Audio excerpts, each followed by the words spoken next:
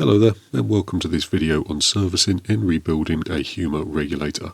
In this video we're going to be concentrating on the regulator found in the Daystate Wolverine, and as you can see here I've already removed the regulator from the rifle. If you need a disassembly guide for the Daystate Wolverine, on the Daystate YouTube channel there is a full video disassembly, and if you go over to the Daystate website there is a full Haynes manual for the rifle as well. With that said, the other thing that I want to mention is that a full rebuild kit for these regulators is available on the Huma website.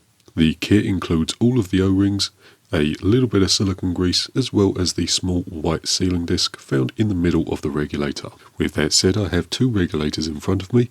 This one is out of the high power rifle and this one is out of a sub 12 pound rifle. The regulators themselves are pretty much identical. The only difference is the Belleville stack. The Belleville stack in this regulator is slightly stiffer to allow the regulator to achieve a higher set pressure. With that all out the way, we can begin. The first thing we're going to be doing is taking a measurement of the current set position of the adjuster screw. To do this, we're going to take a measurement from the top of the body to the top of the adjuster screw, and we're going to do that using a set of calipers. So on this particular reg, it's about 1.2 millimeters, and on the high power regulator, this is about 2.1 millimeters. So I'll make a note of that, as when we come to rebuild the regulators, we want the regulator set pressure to be roughly the same. With that said, we can begin. What I'm going to be doing is putting the high pressure regulator off to one side. As the regulators are pretty much identical, we'll only be disassembling one for the video. I will, however, show you the differences in the Belleville washers when we get to that stage. The first thing we're going to be doing is taking a 22mm spanner, putting the regulator in the spanner like so, then coming through with some grips and just removing this end cap. This end cap shouldn't be done up super tight from the factory, but it probably will be done up a little tighter than hand tight. With that done, the next thing we can do is use an M5 bolt just to pull the piston out from the back of the regulator. Nice and carefully like so, and on this particular regulator the white sealing disc came out as well. The last thing we have in the body itself is the adjuster screw, and we're going to be removing that using a flat bladed screwdriver. And there we have it, that's pretty much it. That's the regulator fully disassembled. So what we'll do now is get everything set up, and then I'll explain what each of the O-rings do. With the regulator disassembled, we'll run through the function of each of the O-rings. So starting off with the reg body houses 3 O-rings. The top one, this one here, stops bottle pressure from entering the regulator pressure chamber. If this one has failed, air will be able to travel from the bottle into the reg chamber, so the regulator pressure will eventually equal bottle pressure. The next one, this one down here, seals the joint between the regulator and the body of the rifle. So if this one has failed, you'll have a small leak emanating from the joint of the two components. And finally, for the regulator body, we have this one at the end. This one seals the joint between the regulator body and the end cap, and if this one has failed, you'll have a leak emanating between the joint of these two components. With that said, we can now move on to the regulator piston and the adjuster screw. And starting off with the regulator adjuster screw, this has one O-ring on the end of it, and this O-ring stops the bottle pressure from entering the regulator pressure chamber. Like with the body O-ring, this one here, if this O-ring has failed, bottle pressure will be able to get into the regulated pressure chamber, and the regulator pressure will eventually equal bottle pressure. And then finally we have the regulator piston. The regulator piston has 2 O-rings on it, one at the top, one at the bottom, and these 2 O-rings seal off the Belleville chamber. So the Belleville chamber should never be pressurized, and the Belleville chamber itself will always be at atmospheric pressure. If we take a look at the body, we see this little bleed screw here, or bleed hole I should say, in the side of the regulator body. If either of these 2 O-rings have failed, you will get a small consistent leak out of this hole here. And finally we have the white sealing disc, this part here. If this has failed or needs replacing, you'll see a substantial amount of regulator creep. Regulator creep is regulator adjustment after the rifle has reached its set pressure. So for example, if your regulator was set to 120 bar and you left the rifle 5 minutes, if the regulator has crept up to 130 bar, you would need to replace this. And when servicing a regulator, it is always best to either replace the disc entirely or flip it over to the good side. Both sides of the disc are usable, so the first time you service the rifle from the factory, you can just flip the disc over instead of replacing it entirely. With that said, the last thing I'll do before we take the O-rings off is just show you the difference between the Belleville washers. So this one here is the FAC regulators, and this one here is the sub 12 pound regulator. As you can see there, the FAC Belleville washers are considerably thicker than the sub 12 pound rifle, so that's just the difference between the washers. As you can see on this particular rifle, the stack is identical, so we have 6 Bellevilles cupped in pairs in alternating sets, with the only real difference being the thickness of the Bellevilles. With that said, the next thing we'll do is take all the O-rings off, give the regulator a clean, then put it all back together. Now we'll say that you technically don't have to replace the O-rings every time you service the regulator. Most of them will be reusable. However, the O-rings are so cheap it's just worth replacing the entire set. So to remove the O-rings, what I like to use is a plastic O-ring pick. And as long as the O-rings haven't turned too hard, what you can do is pinch the side of the O-rings, give it a little squeeze, then push it over to one side. What this will do is hump the O-ring up and allow you to get your pick under the O-ring and force it off. So there we have it there. Do the same on all of the other O-rings. Pinch it, hump it up, and then lift it off.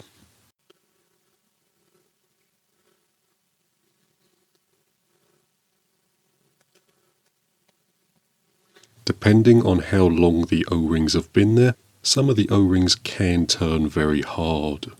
They can also get stuck in the seat.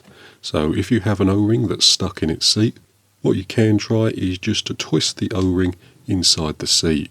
That frees it up a little and allows you to hump it up and then pick it off.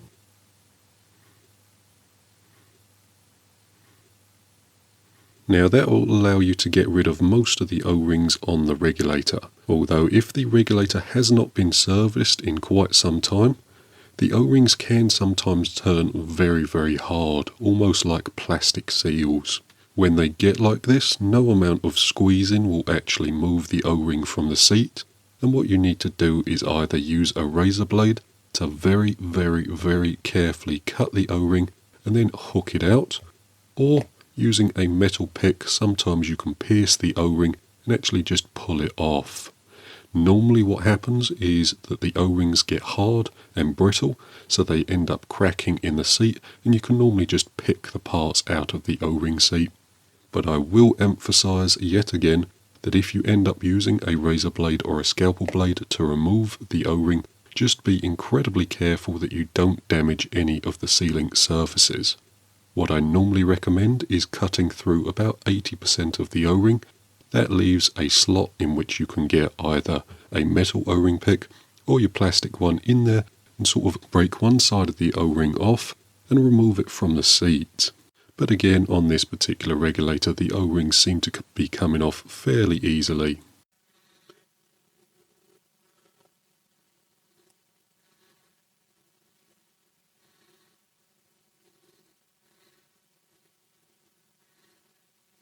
To remove the Belleville washers from the piston, you do have to take this piston O-ring off, but once that's off we can remove the Belleville washers. Now it's normally advisable to keep the Belleville washers in the same stack, and you can stack them up on something like an old screw or something like that. Put them on there, keep them nice and safe so they don't get lost or muddled up. But on this one we have 6 Belleville washers cupped in pairs in alternating sets. On this particular regulator pressure, all of the Belleville washers are the same thickness, although for certain regulators that's not always going to be the case. With all of the old O-rings off, what I'm going to do is thoroughly degrease the regulator just with some isopropyl alcohol and some cotton buds and a toothbrush. Get all the old oil and grease out, then we'll put it back together. Whilst we're cleaning up the components, what we want to look out for is any damage to the sealing areas or any damage within the regulator itself. All of the faces in these regulators should be fully machined, and there should be no deep scratches or anything like that in any of the O-ring grooves, any of the faces, anything like that. Pay close attention to the end of the adjuster screw, as this forms a fairly critical seal on the white sealing disc, this piece here. If this seal has a scratch or something like that on it, it may not form an effective seal on the white disc, and that may lead to things like regulator creep.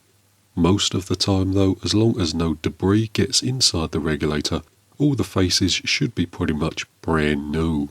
The regulator is designed in a way so that we have replaceable sealing surfaces, so no matter what happens, the metal parts should stay really quite nice for a long time. With that said, I'll get everything cleaned up, then I'll bring you back when we're putting it all together. With that done, I've given all the components a good clean up, so we should be good to go. All the old grease has been taken out and we're ready to put some new stuff in. I've also gone ahead and laid out all of the O-rings so you can see where each of them go. Two things that I'll mention. These two, so the one that go on the adjuster screw and the one that goes on the top of the piston here, are the same. And these two are slightly different. This one is slightly larger than this one. So just be aware of that. It is quite easy to get things mixed up if you take all the O-rings off at once, then go to put them back on. So with that said, we'll start putting the O-rings back on, and the first thing we need to do is just add a small amount of silicone grease to each of the O-rings, and then put them into their respective seats. The O-rings are a lot easier to put on than they are to take off, so this part is quite easy.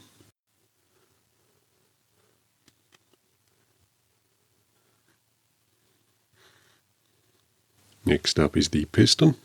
You don't need tons of silicone grease on these components. What I'm doing is just wiping a small amount on, then wiping most of it off. What we can do then is just get the O-ring hooked over into the seat, being nice and careful not to damage the O-ring as we put it on. It is a little fiddly to do with greasy fingers, but as long as you're nice and patient, it shouldn't be that much of an issue. We're not going to be putting this one on just yet, as we do need to restack the belvils, but I am getting it greased up while I have greasy fingers.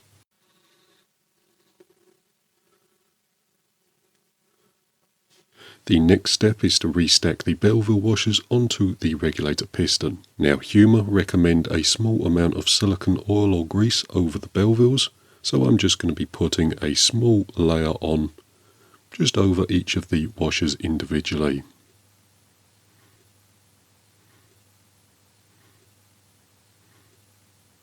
And again, it may look like I'm putting an awful lot on, but what I'm effectively doing is wiping a coat of grease over the belvilles, then wiping it off again with my fingers. What we can do then is restack the belvilles onto the piston. So the belvilles go on cupped in pairs, with the first set being cupped away from the bottom of the piston. On the screen now I'll give a complete list of all the different belville stacks for the various different regulator pressure settings.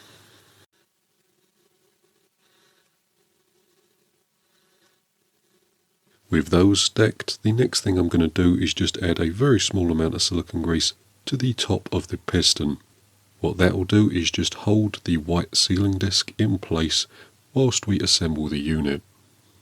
Before I do that though, almost forgot this last O-ring. So this just goes on over the piston shaft and then into the seat there. On this particular regulator I have flipped the white sealing disc, so on this side I'm not quite sure if the camera will pick it up or not, but there is a small dimple in this side of the white puck. What we're going to do is flip it over to a fresh side. So this side is clean, it has not been used before, so we're going to be using that side. With that done, I'm going to just wipe a tiny bit more silicone grease around the external O-rings, just to aid in the installation process. And then using a cotton bud, I am just going to wipe inside the regulator body with just a tad of silicone grease. Again, we don't want tons in here, but we did just fully degrease this unit, so the inside of this piece will be dry. What we want is for the O-rings to slide against the metal nice and freely as we install everything, so nothing gets pinched or nicked as we install the new components. So not tons, just a really, really small layer. With that done, we can put the piston in. The piston goes in from the bottom, nice and carefully. And as we put it in, we're just looking at the white sealing disc and making sure we've got that lined up, then pushing everything gently into place. With that done, we can add the adjuster screw, and again, just a small amount of silicone grease around the external O-ring. Then we can put that in. For now, we're just going to do this up flush. And then we can add this rear cap. So the rear cap just screws on the back there. Getting it done up tight enough by hand, then coming back with our 22mm spanner and our set of grips and just tightening it. This doesn't need to be gorilla tight, it just needs to be nipped up. The next thing we can do is reset the regulator pressure by adjusting our adjuster screw using a flat bladed screwdriver. So R1 was set to 1.2mm from the factory. So we're about 1.7 there. 1.07 I should say. And we've lined the dimple up, this one here, with the 100 bar mark, so we should be roughly where we started. And there we have it. But there we have it, there's the regulator fully rebuilt. So what we're going to do now is bring over my tester and we'll test the regulator just to make sure everything is working exactly as it should.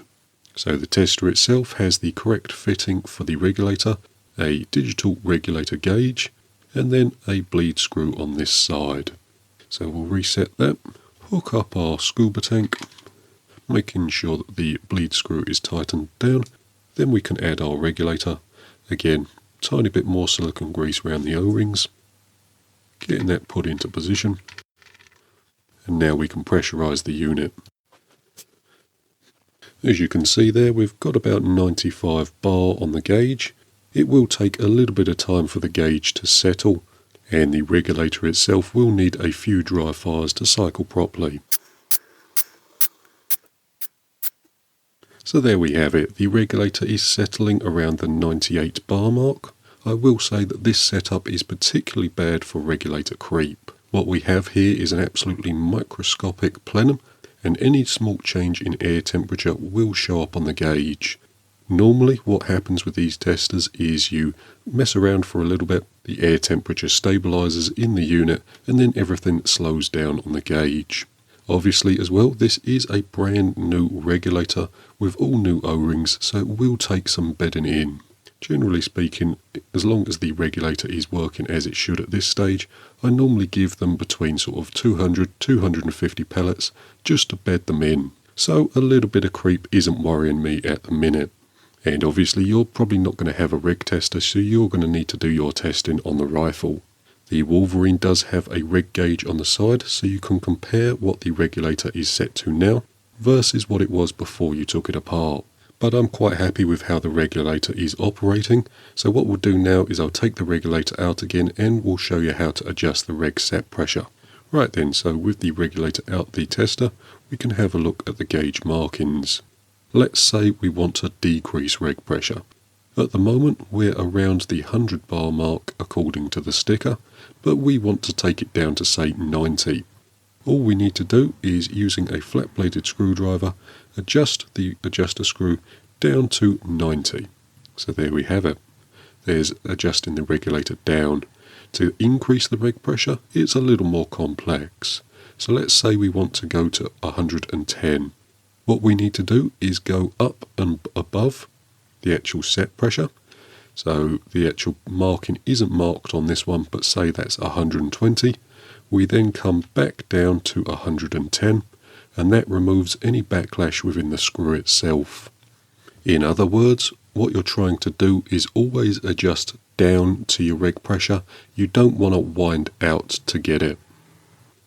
With that said, let's reinstall the regulator and see what it says on the gauge. So the regulator is settling around the 107 bar mark.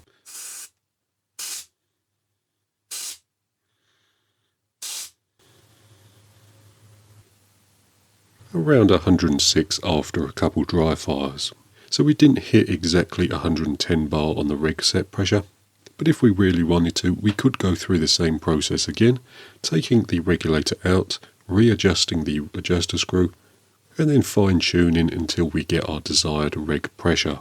I will say that depending on your rifle configuration, there will be a different reg set pressure for each of the different calibers and power levels. However, Daystate have released a full list of all the rifles and their respective reg set pressures, so what you can do is look up your particular rifle and check what the recommended reg set pressure is. With that said, the adjustment procedure for the FAC regulators is exactly the same. The actual sticker on the end there does have a number of different markings. As you can see here, this one goes up to 170, whereas this one only went up to 110. But there we have it. That's pretty much going to do it for this particular video. So, thank you very much for watching. I hope it's been useful, and we'll see you in the next one.